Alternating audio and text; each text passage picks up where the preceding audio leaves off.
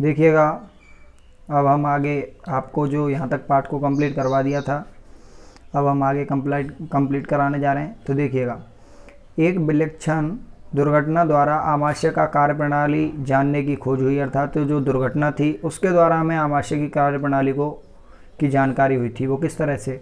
सन 1822 में Alexis Saint martyr नामक व्यक्ति, जो एक सैनिक था, उसको गोली लगने के कारण बुरी तरह से घायल हो गया। वो गोली से वक्ष अर्थात छाती क्षतिग्रस्त हो गई थी। उसकी जो छाती थी वो कैसी हो गई थी? क्षतिग्रस्त हो गई, तथा आमाशय में एक छिद्र हो गया। जो आमाशय है उसमें छिद्र हो गया। उसे विलियम ब्यूमार्ट नामक अमेरिकी सैनिक चिकित्सक के पास ले जाया गया। चिकित्सक ने उसकी जान तो बचा ली, परंतु वह आमाशय का छिद्र भली भांति ढंग से अर्थात भली भांति बंद न कर सका, और उसने छिद्र को पट्टी से ढक दिया, अर्थात जो पट्टी होती है उससे क्या कर दिया? उसको ढक दिया। तो ब्यूमार्ट ने उस छिद्र में ब्यूमार्ट को छिद्र में आमाशय के अंदर झांकने का एक दुर्लभ अवसर प्राप्त हुआ, अर्थात उसने अंदर देखा। तो उसने क्या देखा? उसने कुछ रोचक प्रेक्षण किए। ब्यूमार्ट ने देखा आमाशय भोजन का मंथन कर रहा है, उसकी भित्ति में तरल स्रावित हो रहा है जो भोजन को पचा सकता है। उसने यह भी देखा कि आमाशय क्षुद्रांत में तभी खुलता है। उसने देखा कि जो क्षुद्रांत है वो तब खुलेगा, आमाशय जो होगा वो क्षुद्रांत में तब खुलता है जब आमाशय में भोजन का पाचन पूर्ण रूप से हो जाता है। तो अब देखिएगा क्षुद्रांत में अवशोषण किस तरह से होता है। पचा हुआ भोजन अवशोषित होकर क्षुद्रांत की भित्ति में स्थित रुधिर वाहिकाओं में चला जाता है। इस प्रक्रम को अवशोषण कहते हैं। इस प्रक्रम को क्या कहते हैं? अवशोषण। अर्थात अवशोषण क्या है? तो अवशोषण की जो परिभाषा होगी वो होगी, पचा हुआ भोजन अवशोषित होकर क्षुद्रांत की भित्ति में स्थित रुधिर वाहिकाओं में चला जाता है। इस प्रक्रम को अवशोषण कहते हैं। क्षुद्रांत की आंतरिक भित्ति पर उंगली के समान उभरी हुई संरचना होती है, जिसे दीर्घरोम तथा रसांकुर कहते हैं। अर्थात जो क्षुद्रांत अर्थात छोटी आंत होती है उसमें उंगली नुमा या फिर छोटे छोटे कांटे नुमा संरचना पाई जाती है, जिससे दीर्घरोम या रसांकुर कहते हैं। क्या आप अनुमान लगा सकते हैं कि दीर्घरोम की आंत में क्या भूमिका होती है? दीर्घरोम पचे हुए भोजन के अवशोषण हेतु क्षेत्र को बढ़ा देते हैं। तो ये जो रोम होते हैं ना, जब इनमें भोजन आता है तो ये भोजन के हिसाब से क्षेत्रफल को क्या करते हैं? बढ़ा देते हैं। और ज़्यादा क्षेत्रफल होने से भोजन का अगर अधिक भोजन है तो अधिक क्षेत्रफल ग्रहण करेगा, और अधिक होने के कारण वह उसका पाचन भी अधिक क्षेत्रफल के कारण शीघ्र होता है। अब देखिएगा, प्रत्येक दीर्घरोम में सूक्ष्म रुधिर वाहिकाओं का जाल होता है। दीर्घरोम की सतह से पचे हुए भोजन का अवशोषण होता है तथा यह रुधिर वाहिकाओं में चला जाता है। अवशोषित पदार्थ का स्थानांतरण रुधिर वाहिकाओं द्वारा शरीर के विभिन्न भागों तक होता है, जहां इनका उपयोग जटिल पदार्थों को बनाने के लिए किया जाता है। इस प्रक्रम को स्वांगीकरण कहते हैं। अर्थात स्वांगीकरण क्या कहते हैं? देखिएगा, यानी हम ये कह सकते हैं कि अवशोषित पदार्थों का स्थानांतरण रुधिर वाहिकाओं द्वारा, यानी अवशोषित जो पदार्थ होते हैं उनको जो वो होता है स्थानांतरण होता है, वो रुधिर वाहिका जो होती हैं वो शरीर के विभिन्न भागों तक उसे पहुंचाती हैं, जो कि अवशोषण होता है। वहाँ उनका उपयोग जटिल पदार्थों को बनाने में किया जाता है, जो जटिल पदार्थ जैसे ग्लूकोज। इस प्रक्रम को स्वांगीकरण कहते हैं। इस प्रक्रम को क्या कहते हैं? स्वांगीकरण। अब देखिएगा, कोशिकाओं में उपस्थित ग्लूकोज का अपघटन ऑक्सीजन की सहायता से कार्बन डाइऑक्साइड एवं जल में होता है। जो ग्लूकोज होता है, अर्थात जो स्वांगीकरण होता है, स्वांगीकरण के द्वारा जो सरल पदार्थ हैं, पचित अवशोषण पदार्थ हैं, कार्बोहाइड्रेट है, वसा है, ये सारे जो पोषक तत्व हैं ये हमारे उन रसांकुरों में लगी हुई रक्त वाहिकाओं के द्वारा अवशोषित कर लिए जाते हैं, और अवशोषित करने के बाद ये प्रत्येक भाग तक पहुंचते हैं, और प्रत्येक भाग तक पहुंचने पर ये सरल पदार्थ से जटिल अणुओं में बदल जाते हैं। अर्थात इस प्रक्रम को स्वांगीकरण है, जटिल पदार्थों को बनने में किया जाता है, और यह प्रक्रिया स्वांगीकरण कहलाती है। कोशिकाओं में उपस्थित ग्लूकोज का विघटन ऑक्सीजन की सहायता से कार्बन डाइऑक्साइड एवं जल में होता है और ऊर्जा मुक्त होती है। भोजन का वह भाग जिसका पाचन नहीं हो पाता, अवशोषण नहीं हो पाता, वह बृहदांत में भेज दिया जाता है, अर्थात बड़ी आंत में भेज दिया जाता है। अब देखिएगा आगे, बड़ी आंत, बृहदांत जो होता है क्षुद्रांत की अपेक्षा चौड़ी, जो बड़ी आंत होती है वह छोटी आंत की अपेक्षा क्या होती है, चौड़ी होती है, अर्थात मोटी होती है। यह लगभग 1.5 मीटर लंबी होती है। इसका मुख्य कार्य जल एवं कुछ लवणों का अवशोषण करना होता है और बचा हुआ अपचित पदार्थ मलाशय में चला जाता है तथा अर्ध ठोस मल के रूप में रहता है और समय समय पर इसे निष्कासित कर दिया, समय समय पर यह गुदा द्वारा मल बाहर निकाल दिया जाता है, जिसे निष्कासन कहते हैं। घास खाने वाले जंतुओं में पाचन। अब तक तो हमने देखा था जो अनाज खा रहे हैं, अर्थात जो सीधे पादपों पर निर्भर नहीं है, उनके द्वारा किए जाने वाला भोजन। लेकिन अब जो घास खा रहे हैं तो इसका मतलब यह है कि वो सीधे ही पादपों पर आश्रित हैं। तो वो घास खाने वाले जो जंतु होते हैं उनमें भोजन किस तरह से पचता है।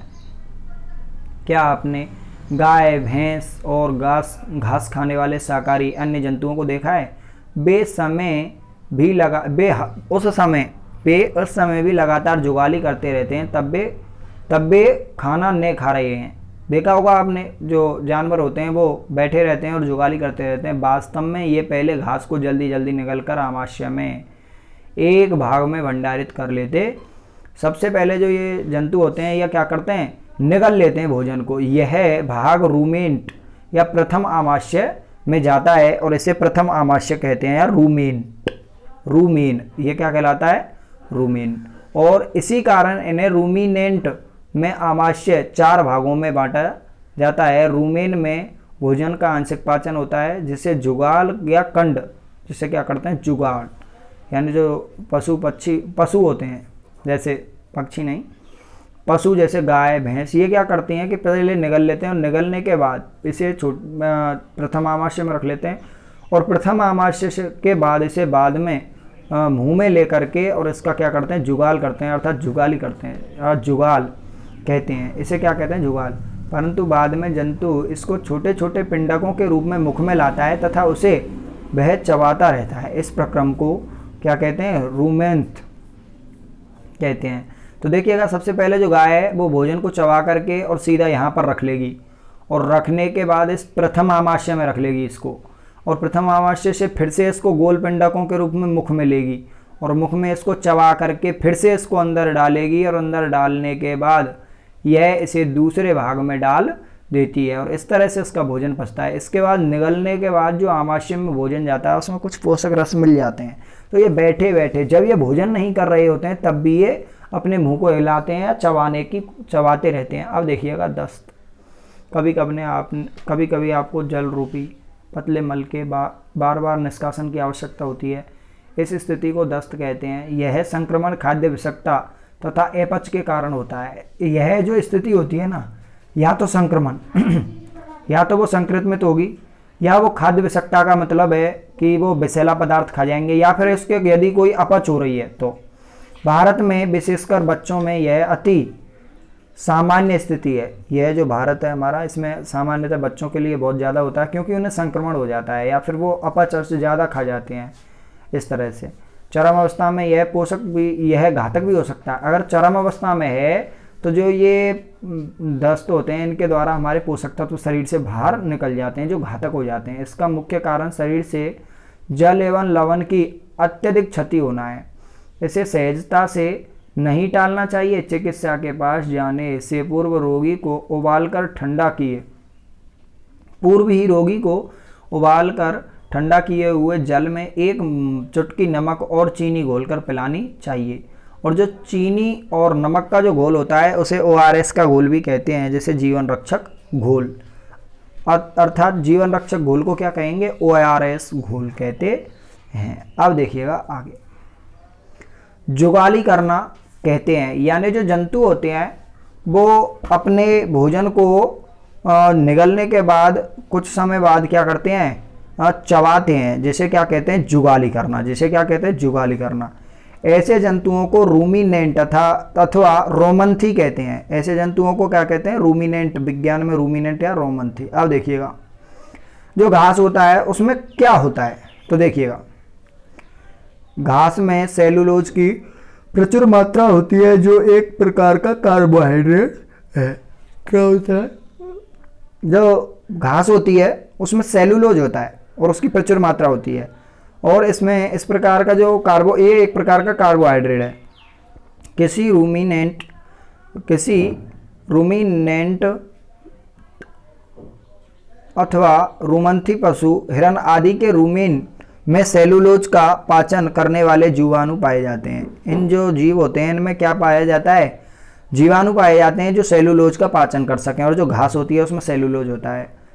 बहुत से जंतु में मानव सेलुलोज को, बहुत से जंतु एवं मानव, जैसे बहुत से जंतुओं में, जैसे मैं आपके लिए बता देता हूँ कि कुत्ता है, इस तरह से जो जंतु है वो जंतु है, और मानव सेलुलोज का पाचन नहीं कर सकता। सेलुलोज का पाचन जो होता है मनुष्य नहीं कर सकता, और अन्य जीव भी नहीं कर सकते। जैसे आपके लिए बता देते हैं हम, शेर है वो सेलुलोज का पाचन नहीं कर सकता, कुत्ता है वो नहीं कर सकता। पहेली जानना चाहती है कि वे जंतु भोजन को करते समय उसे भली भांति क्यों नहीं चबा पाते। तो देखिएगा, जो ये रूमिनेंट जो जंतु होते हैं ये भोजन को पहले निगलते हैं, तो ये निगलते इसलिए हैं क्योंकि ये पहला भाग में आमाशय में चला जाता है उनका भोजन, और आमाशय में उसमें कुछ पोषक तत्व मिल जाते हैं, और पोषक तत्व मिलने के बाद जब वो चबाते हैं तो वह उनका जो भोजन होता है वो और भी उनके लिए अत्यधिक ऊर्जा देता है। अब देखिएगा,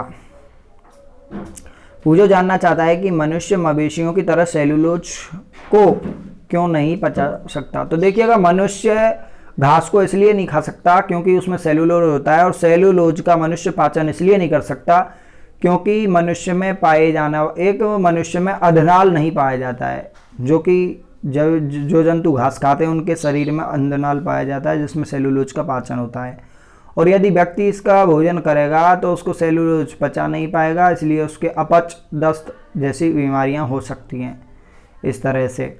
तो मवेशियों की तरह सेलुलोज को मवेशियों की तरह मनुष्य सेलुलोज का पाचन नहीं कर सकता, क्योंकि मनुष्य जो होता है उसमें सेलुलोज का पाचन करने का कोई भी अंग नहीं होता। अब देखिएगा आगे, जानवर जैसे घोड़ा, खरगोश आदि में क्षुद्रांत तथा बृहदांत के बीच में एक थैलीनुमा संरचना होती है जिसे अधनाल कहते हैं।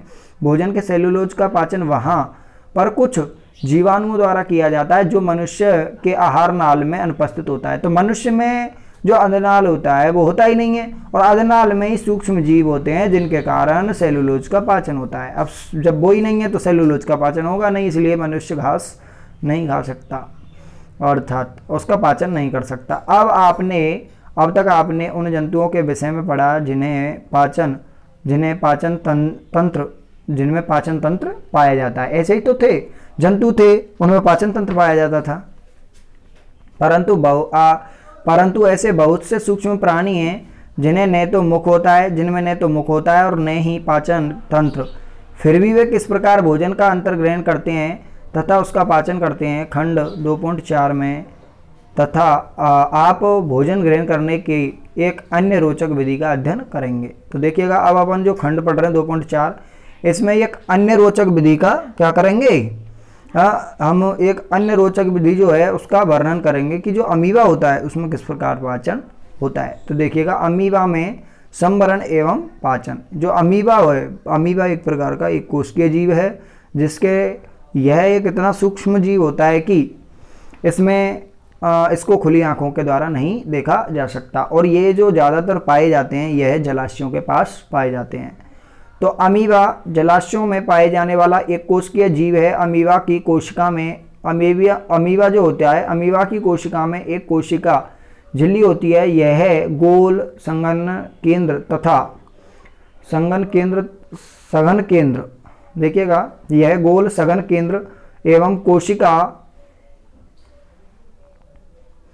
द्रव्य में बुलबुले के समान अन्य धानियाँ होती हैं। अमीबा निरंतर अपनी आकृति एवं स्थिति में बदलाव लाता है, और इसकी आकृति एवं स्थिति में बदलाव के कारण ही यह एक स्थान से दूसरे स्थान पर गति करता है। यह एक अथवा अधिक उंगली के समान पदर्भ, यानी एक हाथ की तरह जैसे उंगलियों के समान पदर्भ निकालता रहता है, जिन्हें पादाभ कहते हैं, अर्थात कृत्रिम पांव कहते हैं, जो इनकी गति देने में तथा भोजन पकड़ने में सहायता करते हैं। अमीबा कुछ सूक्ष्म जीवों का आहार करता है। जब इसे भोजन का आभास होता है तो यह खाद्य कण के चारों ओर पादाभ विकसित कर देता है, यानी इसे जब ऐसा लगता है कि मेरे चारों ओर कोई कण है जिसका मैं भोजन करूंगा, जिसका मैं पाचन करूंगा, तो यह उस कण के चारों ओर अपने पादाव या कृत्रिम जो पांव होते हैं, कृत्रिम जो पैर होते हैं, उनका क्या करता है, उनको विकसित करने लग जाता है, अर्थात उनको बढ़ाने लगता है और गति एवं भोजन पकड़ने में सहायता हुआ। अमीबा कुछ सूक्ष्म जीवों का आहार करता है। जब ये इसे भोजन का आवास होता है, यह खाद्य कण के चारों ओर पादाव विकसित करके उसे निगल लेता है। खाद्य पदार्थ उसकी खाद्य धानी में फंस जाते हैं। इस प्रकार से उंगलीनुमा उवार होते हैं, और उंगलीनुमा उवार जो होते हैं उनमें बीच में जब उसको किसी भी कण को जिसको उसे पचाना है, उसमें हम वो क्या करता है, अपने पादावों को विकसित करके और उसे घेर लेता है पादावों की सहायता से। जिस तरह से मैं आपको बता देता हूँ कि जो अमीबा है वो इस प्रकार का होता है जो कि चित्र में दिखाया गया है। जब इसे कोई खाद्य कण का आवास होता है तो यह उसके दोनों तरफ पादावों को बढ़ा करके उसे अंदर अपने शरीर के अंदर ले लेता है, और उसकी जो खाद्य धानियाँ होती हैं वो इसमें से पाचक रस स्त्रावित करके इसे पचा जाती हैं। तो देखिएगा, खाद्यधानी में एक में ही पाचक रस स्त्रावित होते हैं, इसमें खाद्यधानी में पाचक रस स्त्रावित होते हैं। ये खाद्य पदार्थ पर क्रिया करके इन्हें सरल पदार्थों में बदल देते हैं। पचा हुआ खाद्य धीरे धीरे अवशोषित हो जाता है। अवशोषित पदार्थ अमीबा की वृद्धि, रखरखाव एवं गुणन के लिए उपयोग किए जाते हैं। बिना पचा अपशिष्ट खाद्यधानी द्वारा बाहर निकाल दिया जाता है। तो जो बिना पचा हुआ जो पदार्थ होते हैं उन्हें वो खाद्यधानी द्वारा क्या कर देते हैं, निकाल देते हैं। भोजन के पाचन का आधारभूत प्रक्रम सभी प्राणियों में समान होता है, जिसमें खाद्य पदार्थ सरल पदार्थों में परिवर्तित हो जाते हैं, परिवर्तित किए जाते हैं एवं ऊर्जा मुक्त होती है। अगले अध्याय में आप आंत्र द्वारा अवशोषित खाद्य पदार्थ, अगले अध्याय में आप पढ़ेंगे कि आप आंत्र द्वारा अवशोषित पदार्थों का शरीर में अन्य भागों में स्थानांतरण विषय, अर्थात जो आंत होती है उसके द्वारा जो खाद्य पदार्थ अवशोषित किए जाते हैं वो शरीर में किस तरह से उनका स्थानांतरण होता है। अब देखिएगा, प्रमुख शब्द में है अवशोषण। अवशोषण का मतलब है सोखना। एमिनो अम्ल एक ऐसा अम्ल जिससे हमारे मूलभूत हमारे शरीर की जो कोशिका होती है, कोशिका का निर्माण डीएनए से होता है, और जो डीएनए का निर्माण होता है वो एमिनो अम्ल से होता है। और स्वांगीकरण, जो छोटी आंत होती है वह भोजन का अवशोषण करती है, और भोजन का अवशोषण जो करती है उस भोजन को रसांकुरों द्वारा प्रत्येक अंग तक पहुंचाया जाता है। और प्रत्येक अंग तक पहुंचाना, यानी प्रत्येक अंग तक पहुंचाने के लिए जो प्रक्रम है वो स्वांगीकरण कहलाता है। पित्ताशय में यकृत होता है, और यकृत के द्वारा छोड़े जाने वाला जो रस है वो पित्तरस कहलाता है, अर्थात पित्त के द्वारा। अब देखिएगा, मुखवाहिका, जो हमारा मुंह होता है यह एक गुफा के समान होता है, एक छोटी गुफा के समान होता है, जिसमें हम दांत होते हैं, जीभ होती है, और जो मुख की जो गुहायिका होती है जिसमें भोजन हम करते हैं, जिसके द्वारा, वो मुख गुहायिका, जहाँ पर मुख खत्म होता है और ग्रसनी स्टार्ट होती है वह मुख गुहायिका कहलाती है। रदनक, जो हमारे दांत होते हैं संख्या में ये ऊपर के जबड़े में 2 और नीचे के में 2 होते हैं, और रदनक दांत शिकारी जो जंतु होते हैं जो शिकार करते हैं उनके विकसित पाए जाते हैं, और संख्या में 4 होते हैं। और रदनक दांत जिनको अपनी भाषा में कीला बोलते हैं। अब देखिएगा, सेलुलोज, घास से प्राप्त होने वाला जो पदार्थ है वो सेलुलोज कहलाता है, और सेलुलोज का पाचन सिर्फ जंतु कर सकते हैं, मनुष्य नहीं कर सकते। पाचन तंत्र, जंतुओं में ऐसा तंत्र जिसके द्वारा भोजन के जटिल अणुओं को सरल अणुओं में तोड़ा जाए। निष्कासन, किसी भी पदार्थ को बाहर निकालना, निष्कासन या फिर अपशिष्ट पदार्थ को शरीर से बाहर निकालना निष्कासन कहलाता है। बसा अम्ल, हम ये कह सकते हैं कि जो बसीय अम्ल होते हैं जिनमें चिकनाहट हो और खट्टे भी हों साथ में, तो बसीय अम्ल होते हैं वो लगभग खाद्यधानी। ये एक प्रकार का अमीबा का अंग है, एक छोटा अंग है खाद्यधानी, जिसके द्वारा इस खाद्यधानी में ऐसे रस होते हैं जिनसे भोजन पचता है। पित्ताशय, फिर से आ गया पित्ताशय, जिसमें यकृत जो पित्तरस होता है ना, जो कि पित्ताशय द्वारा छोड़ा जाता है, तो ये इसका स्थान है। कृतनक, आगे के कुतरने वाले दांत, अंतर्ग्रहण भोजन को अंदर लेना, यकृत यह एक ग्रंथि है। चवर्णक, चबाने वाले जो दांत होते हैं। ग्रसिका, मुख गुहायिका के बाद जो नलिका होती है वो ग्रसिका होती है। अग्नाशय, यह ग्रंथि है। अग्रचवर्णक, जो चबाने वाले जो दांत होते हैं उनके आगे के जो दांत होते हैं अग्रचवर्णक होते हैं। यह संख्या में एक जबड़े में 6 होते हैं। ये एक जबड़े में 6 होते हैं और इनकी टोटल संख्या 12 होती है। पादाव, अमीबा के द्वारा निकाले जाने वाले कृत्रिम पैर, अमीबा के द्वारा निकाले जाने वाले कृत्रिम पैर पादाव कहलाते हैं। रूमेन, वे जंतु जो पहले भोजन को निगल लेते हैं और निगलने के बाद रूमेन अर्थात वो निगलते हैं इस तरह से, तो वो रूमेन कहलाता है। रूमिनेंट, ऐसे जंतु जो पहले भोजन को निगलने के बाद फिर से जुगाली करते हैं, तो जुगाली जो करते हैं इसे रूमिनेंट कहते हैं। लाला ग्रंथि, जिसे लार ग्रंथि कहते हैं। जब हम भोजन करते हैं तो हमारे मुख में लार भोजन में मिल जाती है, तो जिस ग्रंथि से वो लार निकलती है वो लार ग्रंथि कहलाती है। दीर्घरोम, छोटी आंत में पाई जाने वाली कांटेनुमा संरचना, छोटी आंत में एक कांटेनुमा संरचना पाई जाती है जिसे दीर्घरोम कहते हैं। आपने क्या सीखा, ये सारे आपके स्टार हैं 1 2 3 4 5 6 और 7, ये जो आपके स्टार हैं। आपने क्या सीखा, अब देखिएगा आप क्वेश्चन आंसर इस तरह से 7 के बाद 8 और 9, आपके 9 स्टार हो गए। अब देखिएगा आप क्वेश्चन आंसर। सबसे पहला प्रश्न कह रहा है हमारा, उचित शब्दों द्वारा रिक्त स्थानों की पूर्ति कीजिए। यानी उचित शब्द छांटने हमको और रिक्त स्थान की पूर्ति करनी है। तो देखिएगा, मानव पोषण के मुख्य चरण खालिस्तान, खालिस्तान, खालिस्तान एवं खालिस्तान हैं। तो इस तरह से अब इसमें अपन को भरना है।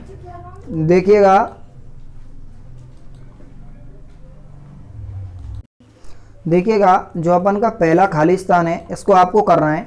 तो इसके जो खालिस्तान है, ये रिक्त स्थान है, इसको पूरा करने के लिए मानव पोषण के मुख्य चरण, तो इसके लिए आपको 2 नंबर जो स्टार है उसको देखिएगा आप, स्टार क्या कह रहा है। देखिएगा जो स्टार है 3 नंबर स्टार है, ये शायद 1 2 3 4 5 6 7, तो 1 2 3 है शायद 4 नंबर का।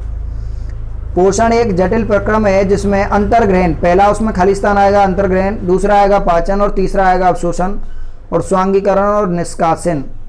देखिएगा पहला उसमें आएगा अंतर्ग्रहण, दूसरा आएगा पाचन, तीसरा आएगा अवशोषण और चौथा आएगा स्वांगीकरण और 5वां आएगा निष्कासन। तो आप कर सकते हैं स्टार नंबर 4, स्टार नंबर 4 की सहायता से आप पहला खालिस्तान या रिक्त स्थान भर सकते हैं। दूसरा देखिएगा, मानव शरीर की सबसे बड़ी ग्रंथि का नाम यकृत है। 1 2 3 4 5, पाँचों के पाँचों खालिस्तान पहले भर चुके हैं जो कि स्टार नंबर 4 से भर सकते हैं। मानव शरीर की सबसे बड़ी ग्रंथि का नाम यकृत है। कौन सी ग्रंथि है सबसे बड़ी? यकृत ग्रंथि। अब देखिएगा दूसरे, आमाशय में हाइड्रोक्लोरिक अम्ल एवं पित्त रस का स्राव होता है। क्या लिखोगे? पित्त रस, पित्त रस जो कि पित्ताशय द्वारा छोड़ा जाता है, जो कि पित्ताशय द्वारा छोड़ा जाता है। अब देखिएगा आगे, आजी क्षुद्रांत की आंतरिक भित्ति पर उंगली के समान अनेक पदार्थ होते हैं जिन्हें रसांकुर, जिन्हें क्या कहते हैं? रसांकुर कहते हैं। जिन्हें क्या कहते हैं? रसांकुर। अब देखिएगा आगे, अमीबा अपने भोजन का पाचन खाद्य धानी में करता है। अमीबा अपने जो भोजन है उसका पाचन कहाँ करता है? खाद्य धानी में। कहाँ करता है? खाद्य धानी में। अब देखिएगा आगे, सत्य और असत्य को चिन्हित कीजिए। मंड का पाचन आमाशय से प्रारंभ होता है। तो देखिएगा जो मंड है ना, उसका जो पाचन है ना वो मुख से ही शुरू हो जाता है, तो इसलिए आमाशय से नहीं होता है, मुख से ही शुरू हो जाता है। तो गलत है ये बात। भोजन है ना, भोजन में मंड होता है और जो मंड होता है उसका पाचन मुख से ही शुरू हो जाता है। जीव लार ग्रंथि को भोजन में मिलाने में सहायता करती है। बिल्कुल सत्य है, बिल्कुल सत्य है ये बात जो है वो कैसी है? बिल्कुल सत्य है कि जो जीव होती है वो लार ग्रंथि को भोजन में मिलाती है। पित्ताशय में पित्तरस अस्थायी रूप से भंडारित होता है। जो पित्ताशय होता है उसमें जो पित्तरस है वो अस्थायी रूप से भंडारित होता है। देखिएगा जो पित्तरस है वो अस्थायी रूप से भंडारित होता है। इसमें आपको सही लगा लेना, जो अस्थायी रूप से ही क्या होता है? भंडारित रहता है। अब देखिएगा, रूमिनेंट निगली हुई घास को अपने मुख में वापस लाकर धीरे धीरे चबाते हैं, बिल्कुल सही है बात। दोबारा देख लिया, सभी देख लिए। निम्न में से सही विकल्प यानी असत्य और सत्य पर अपन को दूसरा जो प्रश्न है वो सत्य और असत्य को छांटना है। मंड का पाचन आमाशय से प्रारंभ होता है तो मुख से होता है, समझे या नहीं, तो ये गलत बात है। जीव लार ग्रंथि को भोजन के साथ मिलाने में सहायता करती है, बिल्कुल सही है। पित्ताशय में पित्त रस अस्थायी रूप से भंडारित होता है, यानी वैसे अस्थायी का मतलब क्या है, उसमें नहीं होना चाहिए, जबकि पित्ताशय में तो पित्त रस रहेगा ही, अर्थात ये बात सही है, अस्थायी रूप से भंडारित होता है, समझे या नहीं, अस्थायी रूप से भंडारित होता है, समझे। अब देखिएगा, रूमिनेंट निगली हुई घास को मुख में वापस लाकर धीरे धीरे चबाते हैं, बिल्कुल सही है ये बात। अब देखिएगा, सत्य का चिन्ह लगाइए। बसा का पूर्ण रूपेण पाचन जिस अंग में होता है, तो जो बसा होती है ना उसका पाचन क्षुद्रांत में होता है, सबसे ज़्यादा किस में होता है, क्षुद्रांत में। अब देखिएगा, जल का अवशोषण बृहदांत, जल का जो अवशोषण है वह बृहदांत में होता है, बड़ी आंत में होता है। अब देखिएगा आगे, कॉलम ए को बी से मिलाइए। कार्बोहाइड्रेट, जो कार्बोहाइड्रेट होता है वो क्या है, तो देखिएगा हम ये कह सकते हैं कि कार्बोहाइड्रेट एक शर्करा है। कार्बोहाइड्रेट क्या है, शर्करा। प्रोटीन क्या है, एमिनो अम्ल। प्रोटीन क्या है, एमिनो अम्ल। दूसरे को मिला दो तीसरे से, पहले को मिला दो दूसरे से। बसा को मिला दो बसा अम्ल और ग्लिसरॉल। बसा को किससे मिला दो, बसा अम्ल और ग्लिसरॉल। अब दीर्घरोम, यह कहाँ पाए जाते हैं और उनका कार्य क्या है।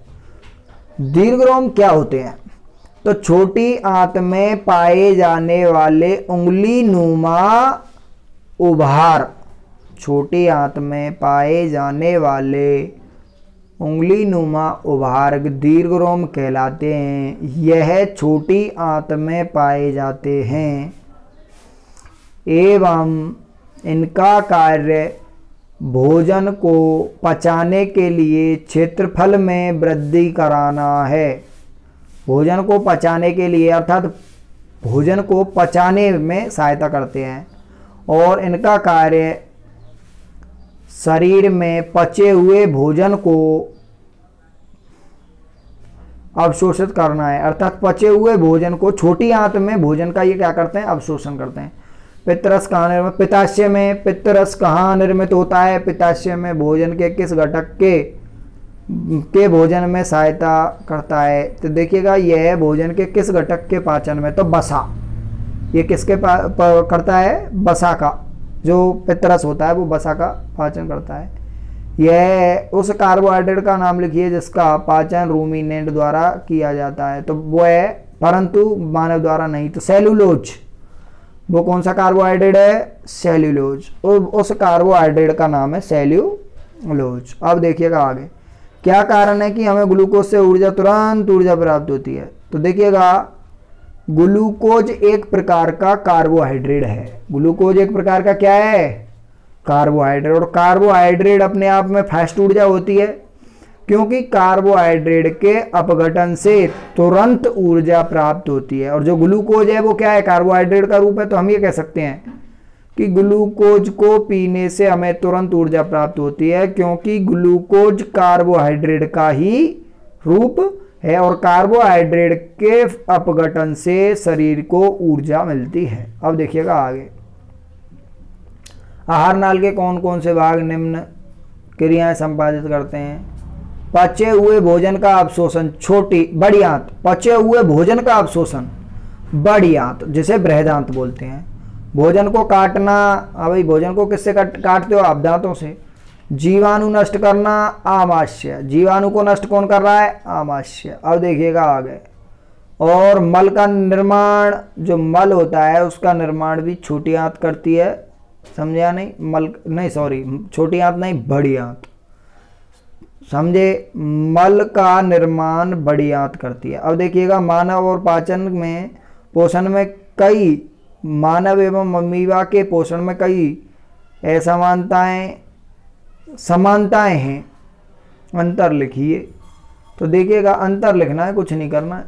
देखिएगा तो जो मानव होता है वह भी भोजन करता है, और भोजन को चबाने के लिए क्या करता है, अनेक रस स्रावित करता है, जबकि अमीबा भी भोजन को चबाने के लिए अनेक प्रकार के रसों का स्राव करता है और इस प्रकार से भोजन को पचाता है। तो एक समानता हो गई कि मानव और अमीबा पोषण में कोई एक समानता, तो पोषण में एक समानता यह है कि दोनों के दोनों ही तो कैसे हैं, परजीवी, अर्थात विषमजीवी बोल सकते हैं हम, दूसरों पर आधारित हैं। यह भी पादपों पर या फिर जंतुओं पर है और मनुष्य भी जंतु एवं पादपों पर भी निर्भर है और दोनों के दोनों ही भोजन को पचाने के लिए अनेक प्रकार के रसों का स्राव करते हैं। तो दो प्रकार की समानता हो गई। दोनों मानव और अमीबा दोनों ही खुद अपने आप मतलब विषम पोषी जीव हैं भोजन करने में, अर्थात दूसरों से अपना भोजन प्राप्त करते हैं। और जो अमीबा और मनुष्य मानव ये दोनों ही हम ये कह सकते हैं कि भोजन को पचाने के लिए अनेक प्रकार के स्रावों का क्या करते हैं, विश्लेषण करते हैं। अब देखिएगा आगे कॉलम नंबर ए को बी से मिलाइए। लार ग्रंथि, तो देखिएगा लाला रस स्रावित करना। लार ग्रंथि का काम क्या है, लाला रस स्रावित करना। कै का मिला देना तीसरे से। आमाशय, आमाशय का अम्ल का निर्मोचन या बनाना, निर्माण करना या निर्मोचन, ये कई बात है। यकृत, यकृत जो ग्रंथि होती है वह मैं ये कह सकता हूं कि देखिएगा यकृत जो ग्रंथि है, ध्यान से देखना है आपको। सबसे पहले लार ग्रंथि लाला रस स्रावित करती है। आमाशय, आमाशय साहब अम्ल का निर्मोचन करता है। आमाशय क्या करता है, दूसरे का, और दूसरा है चौथे से यकृत। यकृत जो है वो पाचन को पूरा करता है। पाचन को क्या करता है, पूरा करता है। मलाशय बिना पचे हुए भोजन का भंडारण करता है। क्षुद्रांत,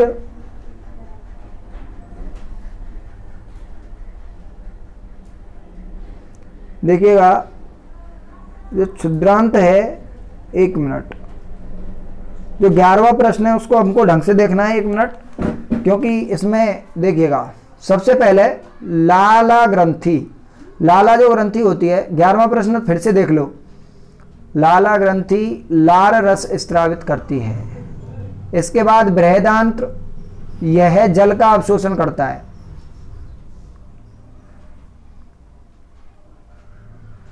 हाँ, इसीलिए गड़बड़ हो रहा है क्योंकि इसमें एक नहीं है, एक कुछ है नहीं। तो देखिएगा जो आते हैं वो मिला लेते हैं आप। लाला ग्रंथि लार रस का स्रावित करती है। आमाशय अम्ल का क्या करता है, निर्मोचन करता है। यकृत पित्तरस का स्त्रवन करता है। यकृत जो है वो पित्तरस का स्त्रवन करता है। मलाशय, यह बिना पचे हुए भोजन का भंडारण करता है। क्षुद्रांत पाचन को पूरा करती है। क्षुद्रांत पाचन को पूरा करती है। बृहदांत जल का अवशोषण करता है, जल का अवशोषण करता है। और यहाँ आएगा गुदा जो मल का त्याग करता है। फिर से देख लो एक बार और, मैं फिर से बता देता हूँ आपके लिए। लाला ग्रंथि लार रस स्रावित करती है। आमाशय अम्ल का निर्मोचन करता है। यकृत ग्रंथि पित्तरस का स्त्रावन करती है। मलाशय जो है वह बिना पचे हुए भोजन का भंडारण करता है। क्षुद्रांत है जो पाचन को पूरा करता है। और बृहदांत जल का अवशोषण करता है। और गुदा मल का त्याग करता है। यहाँ गुदा आएगा। चित्र को बना लेना आप, इसमें से देख करके बना सकते हैं। क्या हम केवल हरी सब्जियां और घास का भोजन कर जीवन निर्वाह कर सकते हैं, चर्चा कीजिए। तो नहीं, केवल हरी सब्जियां एवं घास को खा करके हम भोजन करके जीवन का निर्वाह नहीं कर सकते, क्योंकि हमको सब्जियों एवं घासों से सारे पोषक तत्व नहीं मिल सकते। हमें सभी पोषक तत्व प्राप्त करने के लिए अन्य खाद्य पदार्थों की भी आवश्यकता होगी। तो आ गया होगा समझ में। इसलिए हम घास एवं हरी सब्जियों का भोजन करके जीवन का निर्वाह नहीं कर सकते। चित्र बनाना है, आप बना लेना। अब देखिएगा, अब पाठ समाप्त होता है। विस्तृत अध्ययन और क्रियाकलाप एवं कार्य योजना ये आपको नहीं करना है।